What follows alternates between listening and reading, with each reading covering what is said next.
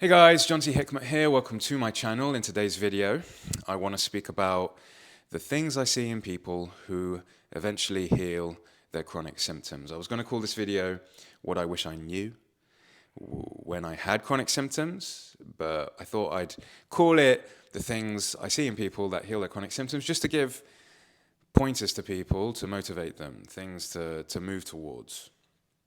If you're new to my channel and you don't know why I have the authority to speak about these things, I myself had chronic pain in the form of stomach pain and back pain for over a decade. I eventually healed using the approach that I speak about on this channel in my community. It's called the mind-body approach. After I healed my own symptoms, I went on to help hundreds of people over the years heal their chronic symptoms, not just stomach and back pain, migraines, chronic fatigue, anxiety, depression, pelvic pain, knee pain, tinnitus, any disharmony in the mind or body can be helped using the approach I speak about on this channel. And in today's video, I'm going to speak about some of the things, 10 of the things I see in people who eventually heal their chronic symptoms. As always, I'm going to be looking at my notes because there's lots of different things I want to cover. So if you see me looking away from the screen, that's why. Let's start straight away. The most important thing with this mind-body approach that we need to learn is we need to learn how to feel our emotions instead of analyzing them. How to feel our emotions, be with our emotions, exist in them, instead of trying to rescue ourselves from them, desperately trying to understand them, talk ourselves out of them, fix them, soothe them. People who eventually heal their chronic symptoms consistently learn how to actually exist in their emotions. Once upon a time, if I was told that when I had my chronic symptoms, you need to learn how to feel your emotions, I would have been really annoyed at the person that said that to me, because I would have said, I don't know what that means. I don't know what it means to feel my emotions instead of trying to talk myself out of it. As far as I'm aware, I'm feeling fear. I'm feeling angry. I'm feeling it. How come I'm not getting better? People who eventually heal their symptoms learn what it truly means to exist in an emotion without trying to soothe it, without trying to rescue ourselves from it, without trying to analyze it, without trying to understand it. They learn how to do that. The main tools that help people learn how to do that is something like meditation, something like journaling, something like one-on-one therapy, supportive communities, because these modalities teach you how to exist in an emotion in the body, how to let yourself truly feel it moving through the body without trying to shift it, without trying to make yourself comfortable. And they learn that what that entails. When you learn to truly exist in an emotion instead of trying to rescue yourself from it or analyze it, overly understand it, you allow yourself to feel emotions that are even irrational. Even though maybe a big part of you knows you shouldn't be disappointed about something, or there's no use being afraid of something or angry at something, you learn what it entails to allow yourself to feel that emotion in the body anyway, and how to allow that emotion to get as big as it needs, how to let it last as long as it needs, how to let the body shake if it needs to, how to let the void in your chest just get as big as it wants, how to let tears arise naturally.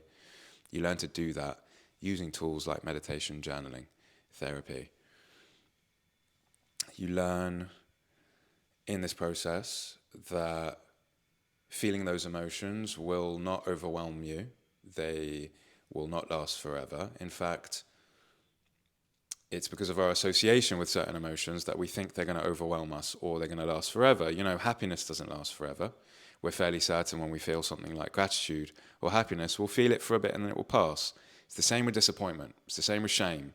It's the same with fear. Granted, these emotions energetically feel more intense in the body. They feel a lot more uncomfortable. And because they do, even experiencing it for 5 seconds is too much. It feels like this is going to take over. I'm going to drown. It's going to be here forever. So people who eventually heal their chronic symptoms have learned how to exist in a space of an uncomfortable emotion and how to let it be there as long as it needs to without thinking it's going to overwhelm them or thinking it's going to last forever. That's number one. I could create a whole video about that, which I have done. So please go through my other videos if you haven't done so yet, because this is the foundation of the mind-body approach. How you'll heal chronic symptoms is learning to exist in emotions. I'm not going to go into it more now. I just want to make the point. People that get lasting relief from their symptoms have learned how to do that. Number one. Number 2 is about people that get relief from their symptoms, lasting relief from their symptoms, if they've learned that emotional processing is full of paradoxes. It's full of learning to allow what's there, but then also learning to soothe sometimes if necessary, it's a paradox. Those are two different things. Allowing anger rather than soothing it, that's a different thing. If we're trying to soothe the anger, then we're not really allowing it to be there. But people that get better in this work, they realize, they've learned that actually I need to learn what to do when I need, what I need in any given moment. So yes, consistently learning to allow is the thing that we need to do to teach the nervous system, to teach the mind rather, it's safe for this emotion to be in the body. But some days, some moments, we also just need to accept the fact that right now allowing isn't what I need. Right now soothing is what I need. You know, I still believe that the system that we exist in, which teaches us to not allow the presence of fear because we need to be confident, not allow the presence of anger because we don't want to shout at people or hurt them, I still believe that system is in place for a reason. And in moments where maybe we feel triggered and there's a very intense emotion and it isn't appropriate to feel the emotion, self-soothing in that moment is important. Even though it's opposite to allowing, it's important to self-soothe in that moment. Even when we have the private space, even when we have the safety, you know, in our environment where we can truly allow, if it doesn't feel safe to do so, if it feels like really this is going to overwhelm me, I don't know how to create space for this, self-soothe instead.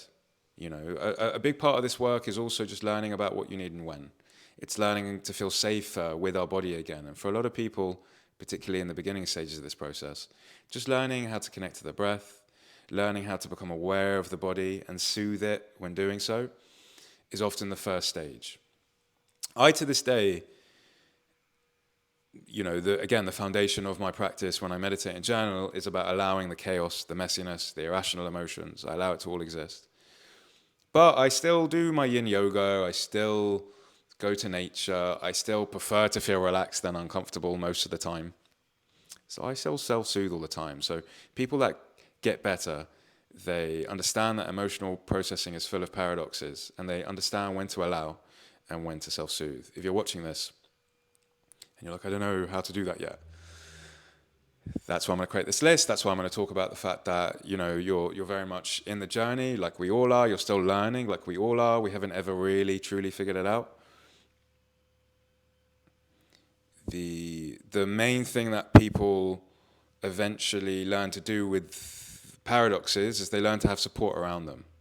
They learn to trust people around them, mentors or close friends, where they can talk about things and they can learn when to allow, when to self-soothe. So that's point number 2. Again, I could create a whole video about every one of these points. Here is another one. People become gentler with themselves. So this doesn't apply for everyone. I mean, not all these points apply for everyone. Most of them do, but this one doesn't. You know, learning to become gentler with ourselves. A lot of people that come to see me, they're perfectionists, they're people pleasers, they're high achievers, they're very hard on themselves. And that can manifest itself in different ways. For some people, it means they burn themselves out at work. For other people, it means that they are incessant about the fact that everyone likes them all the time. And if they don't, they're very hard on themselves. For other people, perfectionism. They're hard on themselves in their life in general, and then they get into healing, and they're hard on themselves if they don't do the healing correctly. Just a lot of inner critic, always hard on themselves, always leading to burnout in some way. Again, this may not apply to you watching this, it just tends to with people I see. So people that get better, they learn to be gentler with themselves. I had to learn this. I would always burn out from work. So I had to learn how to no longer burn out from work. I had to learn how to take weekends off from work, the work that I was doing before I'm doing this. Even when it came to healing, and I learned that I needed to meditate and journal, I also learned to be gentler with myself with that. I don't need to be in healing mode all the time. I can take weekends to just go have fun and get to nature and just relax and do nothing. I didn't always need to be perfect and achieving healing in the perfect manner. So people that eventually get better, they learn to go easy on themselves. It doesn't mean the inner critic goes away. I don't want you to watch this thinking, I'm only going to get better when my inner critic goes away. No. Parts of the psyche, including the inner critic, for all of us are always going to be there. So it's not about the fact that the inner critic's going to completely go away. It's that we're just easier with it. The inner critic is there. We allow it to kind of get angry at us and to be whatever, but we learn to say, okay, I understand why you're here. I get that you feel as if you need to be this way in order to get better, but actually we're just going to relax today. The inner critic may keep barking at you and may keep shouting at you, even in the midst of you relaxing and deciding to go gentler. But eventually it learns, the more that you do that, it learns, it becomes accustomed to the fact that, you know, John T is just going to relax anyway. He's going to let us bark at him, but he's going to relax anyway. So the inner critic may very well still be there going forward. You just take it less seriously. It becomes a bit quieter. People that eventually get better, they learn to go gentler on themselves. They learn to not perfect their healing. They learn to not perfect their life anymore. Which brings me on to the next point, I guess, quite nicely. They let go of doing it perfectly. They stop chasing the perfect method or mindset and start trusting that being human is messy, inconsistent, real, and that's enough. Because a lot of who we think we are, you know, our job role, we're a father or a mother or a brother or a sister or a good friend, is a bit of a performance. It's a bit of an act for the world. And we've learned to create this act because it will give us love, it will give us attention, not only from caregivers once upon a time, but from our peers. If I'm a good employee, then I'll get a raise. If I'm a good son or daughter or husband or colleague, then people will love me. And it's beautiful that we create this persona so that people around us like us. But then when it comes to something like meditation, or it comes to going inside, and we see the mess, we see the inner critic, we see shame, we see sexual perversion, we see disappointment, we see regrets, we saw all this kind of like messiness, judgments. And very quickly we say to ourselves, I don't like any of this. This isn't who I am. This isn't who I want to be. So I'm going to self-soothe this or rescue myself from this or talk myself out of it. People that get better from chronic symptoms, they learn that that messy part of them is also a part of them. And rather than have to talk themselves out of it or rescue themselves from it, they learn how to exist in it, in safe spaces, something like meditation, journaling, etc. They learn that these parts of them, more animalistic, primal parts of them, are also welcome. And it's important to learn how to welcome these parts of us as well. Again, it doesn't need to bleed over into life. I'm not saying you need to become a wild, feral human being in order to get better in everyday moments of life. You can still continue being a great at your job and being a great partner and being a great friend and what have you, but you learn to also create space for the more feral parts of you and how it's safe to do so, and it's important to do so, to teach your mind that these emotions, as primal and as irrational as sometimes they may seem, they're also welcome. I don't have to talk myself out of it.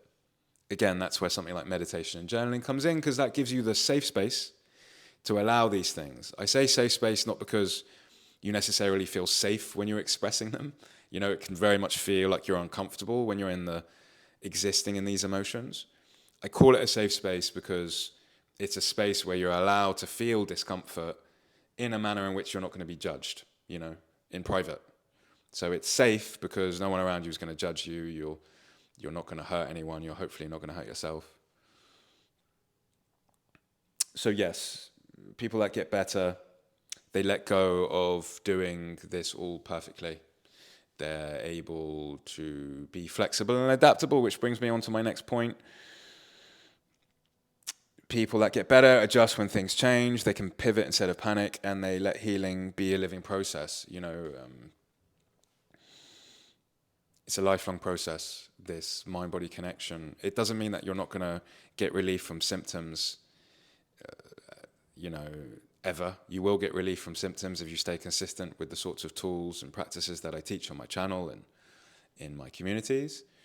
But going forward, ups and downs in life are inevitable. And unfortunately, we were taught to concentrate in life on the wrong things somewhat. We were taught, even though these things are important, we were overly taught to overly rely on things like career and how we look to other people. In actuality, everyone around us is going to pass. We're going to pass. People are going to get sick. There is going to be difficult moments in our life, really.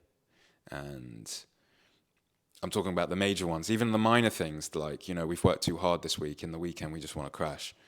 People that get better, they learn to no longer think that they need to be doing things by the letter and be perfect all the time. They learn to be adaptable, to be flexible. Even though I've been allowing and meditating so consistently and brilliantly, maybe this weekend I need to just take time off. Maybe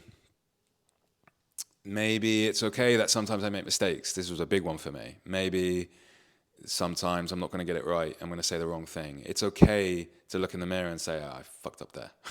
That was my bad. It's okay to take ownership and say, sorry, okay, I made a mistake there. It was just... Or even for people that are overly people-pleasing and they do that too much, it's also okay to speak about boundaries and to speak up in a way that you haven't done before. And to say to someone, hey, I didn't like what you did. That's the opposing for that. Hey, maybe that's your challenge. Maybe your challenge is you're avoiding confrontations and you need to speak up. And that for you is about learning to be adaptable and flexible, saying something you usually wouldn't say, asking for help when you usually wouldn't ask for help, telling someone off when you usually haven't told someone off, and allowing all of that to be messy, allowing the fact that maybe you're going to speak up and the person isn't going to go, oh, you're right about all the things. Maybe they're not going to say that. Maybe they're going to say, no, fuck you, you're wrong. I'm not condoning getting into fights here. I'm saying there's a chance if you are a people pleaser, like I was, you may need to learn to speak up a bit more. You may need to learn to express boundaries a bit more, because not doing so is part of the reason your symptoms have become chronic, just like mine did. I wasn't speaking up enough. I wasn't allowing myself to truly express what was coming up for me enough. Learning to be flexible and adaptable. Learning that sometimes you need to get to nature and sometimes you need to just hibernate and do nothing. You don't always have to have the perfect nighttime routine or morning routine or work routine. Or sometimes you do need to, if you are a bit too wild and out there, you do need to contain yourself a bit more. You can see I'm saying lots of just either side of the coin here, because people that come to me, they're either overly doing something or underdoing something. So we need to get them back to balance. You're either being too hedonistic or you're not having fun at all. You're either concentrating too much on emotional processing and you're always in healing mode, or you're never attending to your emotions. You've either got, you're overly doing exercise and overly focusing on your career and overly concentrating on diet, or you're just not making time for it at all. You're just not doing any of that at all, and you need to find a balance. You need to actually find something. You're either doing too much dating or doing not enough dating. You can see, it's all of this thing is about learning balance and learning when you're moving off kilter in some way. So that's the next one. People that get better, it's the home stretch right now. They make peace with setbacks. This is all very related to the previous points. Life is going to have ups and downs. Even to this day, and I'm over a decade in, to the point where I say that I fully healed my chronic symptoms, I'm still going to have normal life moments where I'm going to feel, more emotional than usual, or I'm going to have a stomachache because I ate something bad, or my back is going to hurt because I overdid it in the gym, or I haven't truly let myself feel an emotion. I've been talking myself out of it, so maybe my mind and body starts to just give me aches, so I need to sit with that. Especially if you're at the beginning of this process, because like I said, I'm very much the way in, so I know how to catch it quick. Especially if you're at the beginning of this process, people that get better are okay with setbacks. They don't see them as relapses, because a lot of what can happen in this process is you can feel as if you're making progress, and then all of a sudden you crash and you've got as much pain, if not more, as you did day one. And it feels as if I've made no progress at all. In fact, I've gone backwards. And those are pivotal moments on this journey, and it happens to everyone. And it's very important in those moments to have someone say to you, this is not a relapse, this is not you going back to square one. This is the mind and body reorganizing itself. You're trying to exist in new ways, you're trying to exercise new patterns of living, and your mind and body is just going, are you sure? Are you sure we're going in this direction? It's correct. The sooner you find yourself in a setback, the sooner you can find yourself out of it if you have the correct support. So people that get better, they know setbacks are a part of this. They recognize the mind-body system isn't trying to hurt me. It's just saying, are you sure? Are you sure we can allow this messiness in a meditation? Are you sure we don't have to make sure everyone likes us all the time? Are you sure we can speak up in the way that we have? Are you sure that we don't have to go to work as hard as we were doing so previously? Are you sure we can concentrate on our art instead of making sure everyone is happy around us? Are you sure that things don't have to be perfect all the time? Are you sure, I can go on and on about this, are you sure we can allow the shame to be in the body? Are you sure it's okay that we made a mistake? We're not going to get chastised. Are you sure it's okay that we can go out and have fun? Are you sure it's okay that we can go out and feel emotional when we're having fun? Are you sure it's okay that we don't have to be in healing mode all the time? In fact, we don't have to have this identity of pain anymore. We can actually decide that, no, I'm someone that's resilient now. I'm someone that can get through this. Are you sure that even the parts of me that are pessimistic about this approach and doubtful and skeptical about the fact that we're resilient, are you sure that these parts of us are also okay? It's okay that I'm feeling afraid in the midst of this. I can go on and on about all the things that our mind and body will say, are you sure? And it will present its are you sure question to us with some sort of pain, perhaps, because that's how the mind-body system likes to talk to us. Understanding what the mind-body system is trying to ask us in those setback moments is important. And that's why, again, I've created my communities. I support people through this because it always becomes very obvious very, very quickly what the are you sure question is trying to get at from each and everyone's mind-body system. You just need to learn, what it's alluding to. So let's get to the home stretch. So it's interesting. I wrote something. They stop identifying as the person in pain.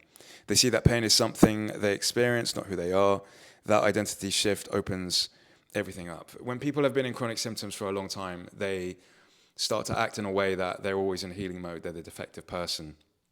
This is a protective mechanism. It's a very important one. It helped keep me safe at some point, but you do at some point going forward have to recognize, okay, if I really want to get over the line here, I need to start to teach this part of me that we need to act in a manner in which we're no longer in healing mode. And that's not going to be so easy at first, particularly if you've done this for a very long time, because the part of you that's trying to keep you in healing mode is so afraid that no longer operating that way will not get you the support that you need. You won't feel safe if you're not operating in healing mode. I remember for me, a big thing with my stomach issues is I have to always make sure I see what's on the menu if I go out, let alone even going to the restaurant. I'd make all kinds of excuses about not wanting to go to a place, truly because it didn't have the food I wanted on the menu.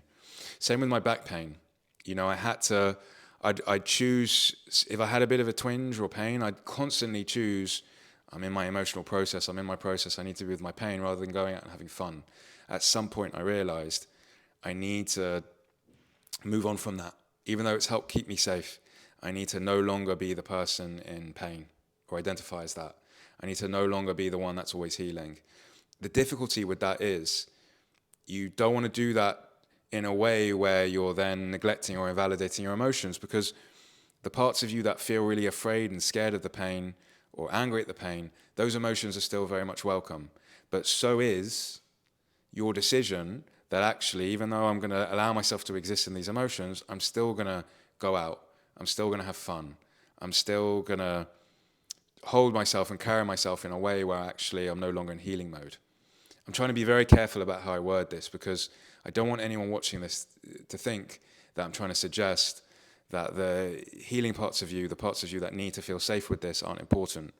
And in many ways, this brings me back to the point of the paradoxes of emotional processing, the contradiction, how we can hold space for being in healing and feeling safe, and how important it is that we're validating the emotions that perhaps weren't validated all our life. That's why we've needed to be in healing, letting ourselves feel angry, letting ourselves feel sad, letting ourselves feel afraid. Holding space for that, but also learning to hold space for the part of us that's deciding, I'm going to move forward anyway. I'm going to be resilient. I'm going to go out there. I'm going to start to make decisions to say, you know what, I can get through this.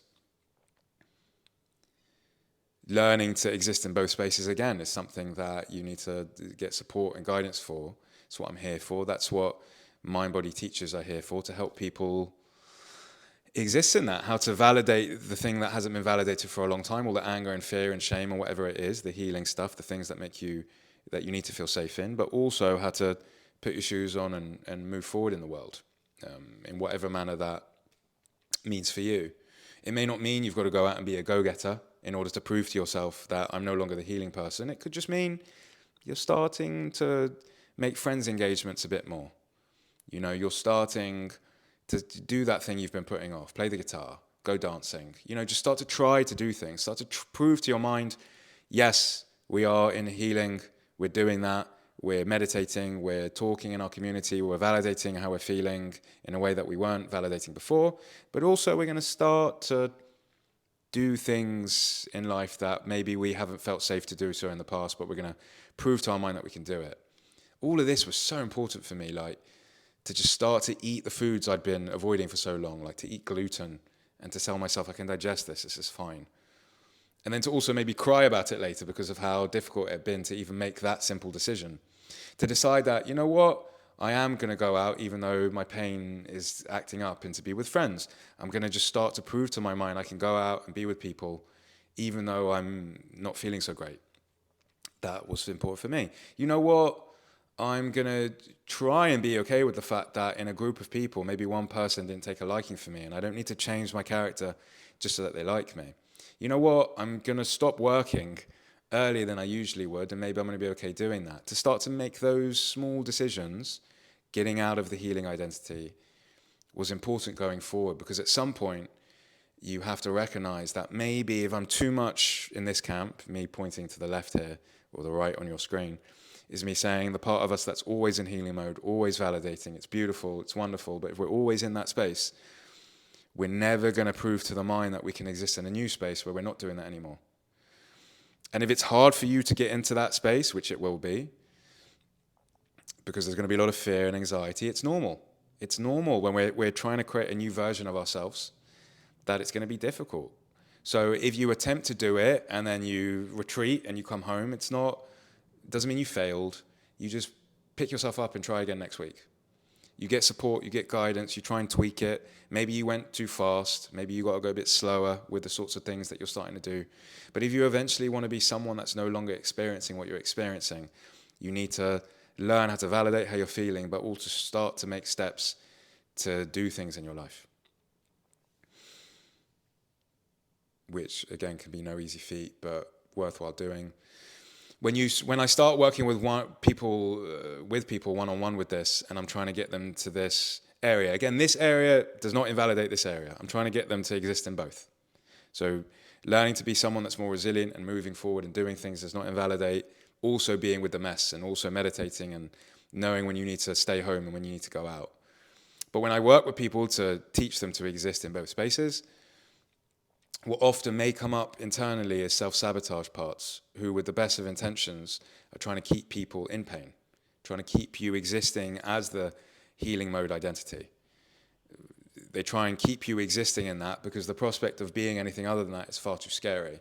And you have to go inside and start to teach them in the midst of their anxiety, we can be this other version as well. We can be this person that can hold space for both.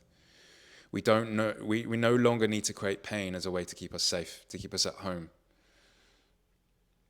So many people I see, they're not getting back to their life, and we need to start to prove to our mind that we can do without invalidating all the feelings that come with doing so. So I can create a whole video about that, which I have done. I did a video about self-sabotaging and how to start to talk to these parts with care and compassion, to hold space for their fear, but to also prove to them that we can become the version of ourselves that we think that we want to become, the pain-free version of themselves. So again, the last point here being that they reconnect with life again. People that heal chronic symptoms, they reconnect with life. They stop waiting to be pain-free to start living. Joy, curiosity, and connection become part of healing itself. You know, they start to realize that they can co-regulate if they surround themselves with people that they love and support, feel supported by, have fun. They start to make decisions to get back to their life. Like I said, it can be incremental, but it's important. They start to learn how to be flexible, adaptable. They get back to life in some way. They learn that the fear of doing so does not mean that they shouldn't do so. It's a really important point. Just because a lot of fear comes up for you in your system when you start getting back to doing things, it doesn't mean that it's wrong that you're doing it. And this has got to do with our relationship to fear. I created a video about our relationship to fear. I think it was last week, so look for that one. When you meditate and journal and learn to actually hold space for fear and realize that that's a really important emotion to exist in and to learn to feel safe with, you start to become more habituated to the presence of fear in the body. You start to feel safer feeling fear in the body. So then when you start to make the decision to go back into life and do things where, you know, you're no longer waiting, if fear arises for you, you're like, okay, I can be with the fear and do this thing anyway. I've meditated and I've learned to exist in this fear. I'm not trying to be positive about it. I'm not trying to rescue myself from it or soothe it. I'm letting fear be in my body, but I'm still going to go and do the thing. Important points. There's all the points. Of course, as always, there's probably lots more that I wanted to say, but I will always create more videos. So for now, the closing message I really want to say, if you're listening to this and you're thinking, I'm on this journey and I don't align with anything you're saying, John T, I don't think I'm close to any of the points that you've made. I think I'm quite far off. It doesn't mean that you're not doing this process correctly. So I really want to close this video by saying, just because I've said all these things are the things I see in people that eventually get relief from chronic symptoms.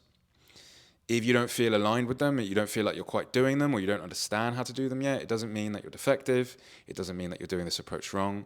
It doesn't mean that you're not going to get better. It means you're where you are in your journey right now, and this is where you need to be. I mean, a difficult thing for people, well, not a difficult thing, something that people need to understand in this process is, in order to get better, you're going to have to learn to exist in discomfort. And the sorts of discomfort that you're going to have to learn to sit with is not what you think it's going to be. It's probably going to be a bit more than you realize, even. It's going to be more intense than you realize. We're used to allowing ourselves to feel discomfort to a point. You know, we'll go to the gym and lift a weight, and then we'll put the weight down. Like, you know, I felt that amount of discomfort, and then it's soothed.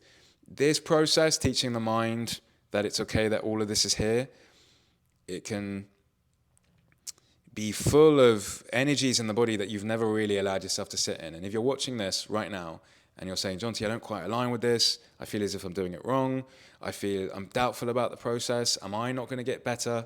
If you're watching this and thinking that, these sorts of emotions coming up for you, pessimism and doubt and skepticism, this may be the sort of discomfort that you need to exist in right now. I know that seems a bit counterintuitive and strange, but actually these emotions you're feeling right now are safe to exist in as well. That may seem completely far-fetched, which is why I urge people, not just because I do this for a living, but because of how complex and complicated this can sometimes feel, to get support. If you're watching this, you don't feel like you've aligned with things, I can promise you, you're probably more on track than you realize. You just don't realize that what you're experiencing right now, you need to exist in it in a way that feels safe. You need to learn and feel held in this space in a way where you realize, oh, actually what's coming up for me is exactly what needs to come up for me. People that come and see me, they say, how long am I going to get better? How long until I get better? How many weeks, months, years? The truth is, for some people, it takes weeks. Some people it's months. Some people it is years. You may be watching this going, oh God, am I the one that's going to take years? Or maybe you're watching this thinking, I've already taken years. The timeline is different for lots of different people. It depends what you actually need to bring forth and process. It depends where you are, and maybe you have to shift this identity you've been holding on for so long. Maybe there are conversations you're putting off. Maybe your relationship is actually drowning you. Maybe your career is drowning you. Whatever it is, whether this thing is going to take you months or years, everyone's where they need to be because they're still having to exist in something. And if you haven't got support and you haven't got guidance yet on this, trust me, as soon as you do, it can get you over the line quicker. It really can. You don't have to go with me. I know you're watching my video. If you've come this far, then you're probably, and you're still listening, then you probably are someone that maybe, if you haven't gotten support or guidance, it's something that maybe you need to make yourself ready for in some way. Yeah, I never want to make these videos in a way where I'm just trying to plug my community. But if I didn't get support and guidance early on in this process, I don't think I would have gotten over the line, personally, because it all felt rather complex. At the end of the day, when you really get into your stride of understanding this process, it's not complex. You just need to do something consistently where you're being with your emotions, the messy part of your emotions, and you need to start to make some adjustments in your life to have more fun. You need to make adjustments in your life if your career isn't working for you, if your relationship isn't working for you. You need to learn to speak up, how to have boundaries. You need to learn to no longer be perfect in your life, how to be flexible and adaptable. It may seem like a lot, but when you get into your stride, it's not. You become a better version of yourself. You don't go back to that person you were before you had symptoms. You become this new, better version of yourself, to be honest. One that can express boundaries, knows your needs, knows what relationship you want, what job you want, and how to operate in all of those. Knows, how to exist in emotions that don't feel so comfortable. You become a lot more emotionally intelligent. That's my video. Thanks for watching. If you have any questions, anything you'd like to share, please do so below in the comment section. If you're in my community, obviously, share away, ask questions away. I am open to the dialogue here. Thanks for watching. Hopefully see you soon, or speak to you soon.